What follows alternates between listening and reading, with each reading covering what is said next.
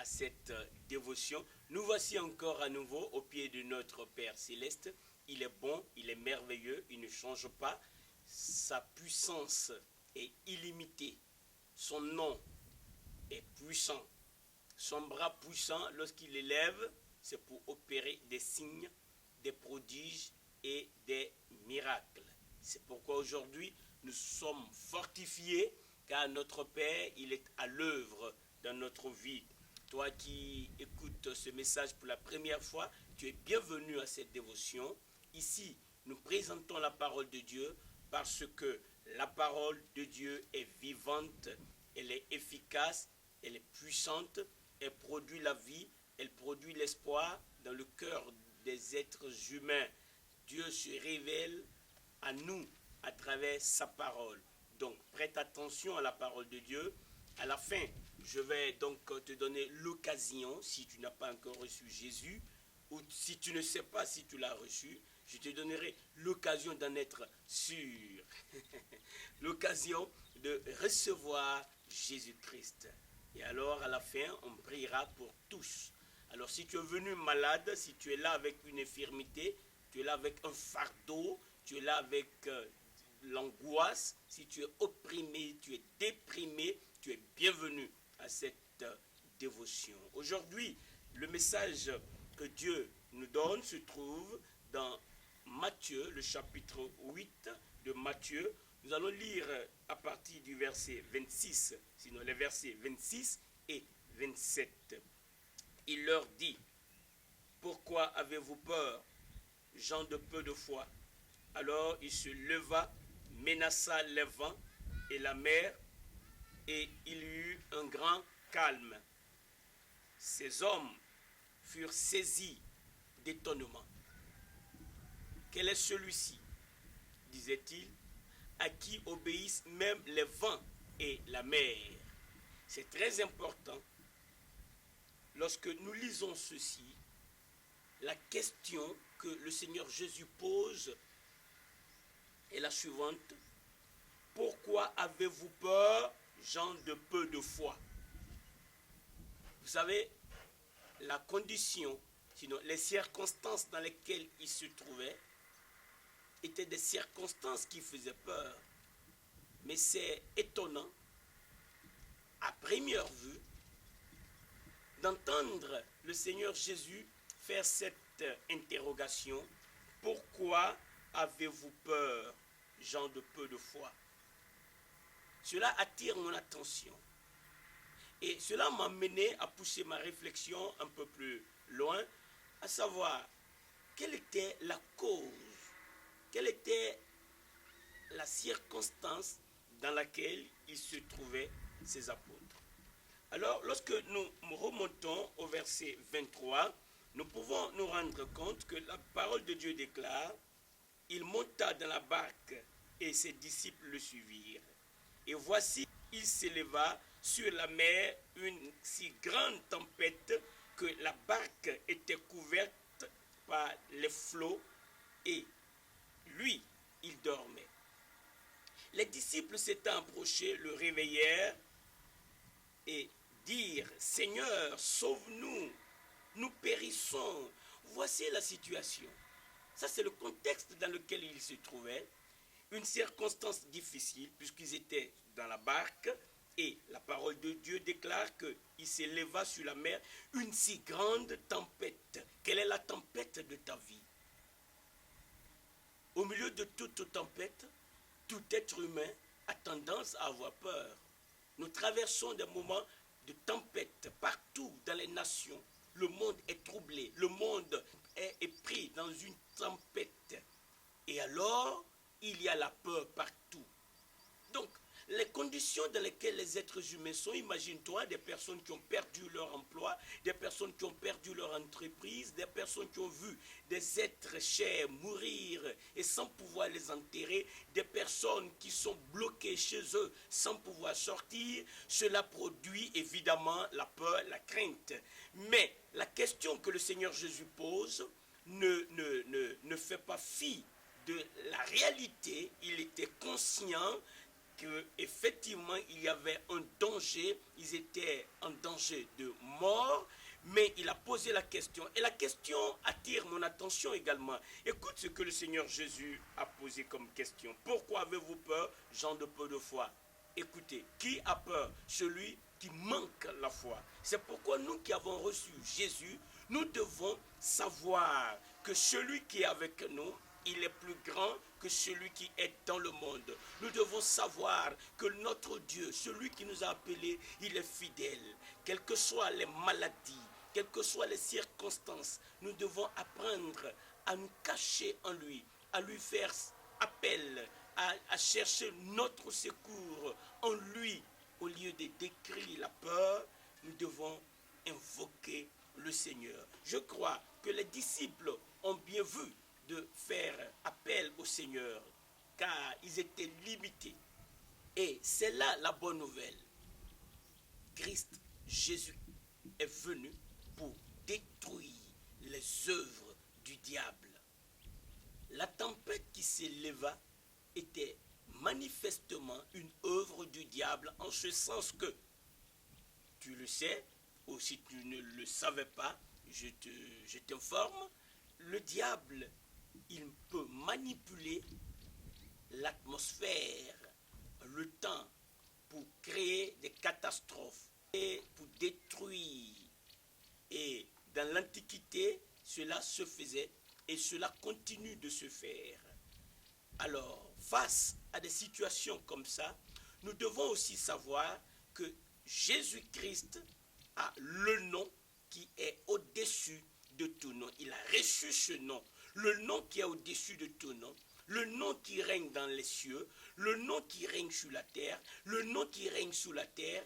Et alors, c'est lui que nous devons invoquer au milieu de la tribulation, au milieu de la tempête, au milieu de l'angoisse. Invoquons Jésus. Et les apôtres ont aussi bien fait, ils ont bien fait d'invoquer Jésus-Christ lorsque eux, ils voyaient qu'ils étaient dans cette tempête qui était en train de les conduire à la mort. Écoute ceci, la parole de Dieu déclare que Jésus-Christ, il est le Seigneur. Quand il est présent, c'est lui qu'il faut invoquer. Car ce qui est impossible à toi est possible à Dieu. C'est pourquoi dans ta circonstance, choisis d'invoquer Jésus-Christ. Choisis d'invoquer le Seigneur. Il est le maître des temps et des circonstances. Il est celui qui parle et la création fait silence. J'en veux pour preuve ce que le verset 27 nous dit. Ces hommes furent saisis d'étonnement. Quel est celui-ci, disait-il, à qui obéissent même les vents et la mer? Pourquoi ils étaient saisis d'étonnement? Parce que, écoute ce que le Seigneur Jésus a fait quand il leur a posé la question. Alors, il se leva, il menaça les vents et la mer et il eut un grand calme. Il a fait quoi? Le Seigneur, il a menacé le vent, il a menacé la mer. Et alors, il y a eu du calme. Un grand calme, dit la parole de Dieu. Il y avait eu une grande tempête, mais quand le Seigneur Jésus est intervenu, il y a eu aussi un grand calme. Voici la seigneurie de Jésus-Christ. Il parle et la création fait silence. C'est pourquoi nous ne devons pas nous laisser opprimer par la peur. Car notre Seigneur, il est tellement puissant que lorsqu'il ouvre sa parole, sa bouche pour déclarer ce qu'il dit est puissant et produit un effet sur la nature, sur la création. Aujourd'hui, dans le nom de Jésus-Christ, les maladies dessèchent à la base, l'infirmité est détruite dans le nom de Jésus-Christ, puisque par ses blessures, nous sommes guéris. Maintenant, nous recevons la guérison dans nos corps, ceux qui sont malades, au nom de Jésus-Christ, la puissance de Dieu traverse leur corps de la tête aux pieds en détruisant la base de l'infirmité. Merci Seigneur de le faire. Ceux qui ont le cœur brisé, au nom de Jésus-Christ, Ils reçoivent la guérison du cœur. Ceux qui sont dans une tourmente, au nom de Jésus-Christ, ils reçoivent la paix du cœur. Ô Père, combien nous te remercions de ce que toi seul peux parler et la création doit obéir. Quand tu parles, la création obéit toujours. C'est pourquoi maintenant, dans les vies, il y a un nouveau départ. La tempête était grande et le calme était grand. Satan a produit une grande tempête, mais l'Éternel, alléluia, le Seigneur a produit un grand calme. Gloire au Seigneur. À écouter ce message, je suis convaincu de la seigneurie de notre Seigneur Jésus-Christ. Il est le Seigneur et il est toujours vainqueur. C'est pourquoi, quand Satan produit la peur, tourne-toi vers le Seigneur Jésus, car lui, partout où il a rencontré le diable, quel que soit le front, il a battu, il a vaincu. C'est pourquoi nous proclamons que Jésus-Christ est le Seigneur. Quand il est ressuscité, parce qu'il est mort, et ça c'est pour toi qui n'as pas encore reçu Jésus. Écoute ceci.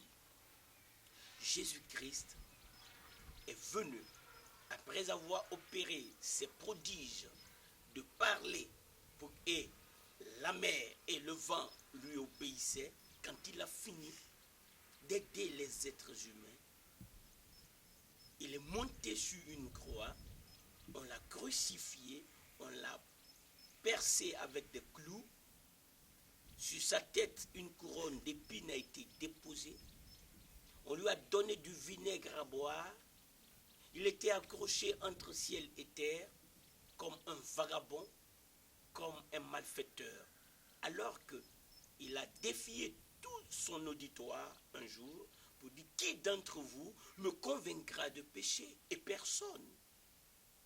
Ceux qui devraient le livrer, parmi eux, le gouverneur a reconnu, il dit: je ne vois aucun sujet de mort dans cet homme. Il n'a rien fait pour mériter la mort, mais il a pris ta place et il a été véritablement crucifié. Il est mort parce qu'il a rendu son esprit au Père. Il est mort parce que le soldat n'a pas cassé ses jambes. Il est mort parce que le gouverneur a choisi de donner son corps pour qu'il soit mis dans un sépulcre. Il est mort parce que les Juifs sont allés placer le corps de Jésus-Christ sans vie dans un sépulcre neuf. Mais 3 jours après, ce sépulcre qui était si bien gardé par des soldats, une pierre à l'entrée, était vide. Il est ressuscité. Donc, 3 faits qui méritent d'être acceptés, qui sont dignes de confiance, parce que c'est des faits, des faits. Et tu peux appuyer ta foi sur des faits, et ta foi ne sera pas vaine. Il est mort, c'est un fait, un premier fait, mais il est mort, il faut ajouter cela, pour tes péchés et pour les miens, pour les péchés de tous les êtres humains. Car le péché est entré dans le monde par un seul homme, et donc tous ont péché. C'est très important que tu saches que la conséquence du péché, c'est d'être privé de la gloire de Dieu. Et la Bible dit qu'à tous sont péchés et sont privés de la gloire de Dieu. En tant que pécheur, tu ne verras pas la gloire de Dieu. Et Dieu a résolu la question du péché. En quoi faisant? Quand tu étais encore pécheur, quand j'étais encore pécheur, Dieu a permis que la mort de Christ soit une réalité. Donc Christ est mort pour nous les pécheurs. Donc il a pris notre place. Lui qui n'a point connu de péché, il est devenu péché pour que nous soyons la justice de Dieu en lui, en Christ. Alors, après sa mort, le deuxième fait, le premier donc, c'est qu'il est mort pour tes péchés. Le deuxième fait important à saisir, à comprendre, c'est que on l'a mis dans le sépulcre. Il a été enseveli. Il est descendu dans l'enfer. Là où tu devrais descendre si tu meurs dans tes péchés. Il est allé là et il a vaincu Satan dans son camp. Il est ressuscité. Voilà le troisième fait. Donc Christ est mort pour tes péchés, il a été enseveli et il est ressuscité. Il a apparu à plusieurs personnes. Il est vivant. Quand il a apparu à Jean, Jean a entendu sa voix. Et quand il a voulu se retourner pour voir quel était celui qui lui parlait, il est tombé. Parce que ce qu'il a vu, c'était la gloire. Jésus-Christ dans sa gloire. Lorsque je te parle de Jésus-Christ, mon Seigneur, ce n'est pas cet homme que tu as vu dans les films. Non. Ce n'est pas celui qui marchait et que les hommes pouvaient prendre pour accrocher sur un bois. Non. Il est glorifié. Il est le Seigneur des Seigneurs. Son sang qui est versé est reconnu dans le ciel, honoré dans le ciel, car il a versé son sang pour que toi et moi, nous soyons délivrés, libérés de la prison de Satan et que nous puissions entrer dans son royaume. Veux-tu entrer aujourd'hui? Veux-tu devenir enfant de Dieu?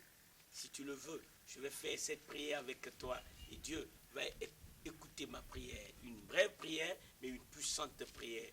Si tu veux recevoir Christ, tu peux faire cette prière avec moi. Seigneur Jésus, je te confesse aujourd'hui, c'est toi mon Seigneur, car c'est toi qui es mort pour mes péchés. Je crois que tu es mort et que tu es ressuscité d'entre les morts.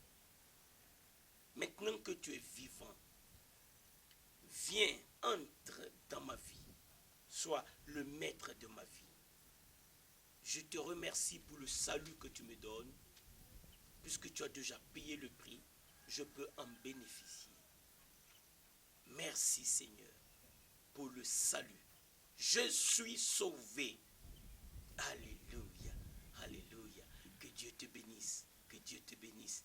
Dieu te donne le pouvoir de devenir un enfant de Dieu. Prends au sérieux ce que nous venons de faire, car Dieu a promis que quiconque ouvre son cœur pour recevoir Jésus, lui, il va donner à celui-là qui a cru en Jésus un pouvoir. C'est son pouvoir, c'est le pouvoir de Dieu, mais qui transforme les vies. Le pouvoir de devenir enfant de Dieu. Accepte ce pouvoir et tu deviens un enfant de Dieu. Alors, réjouis-toi.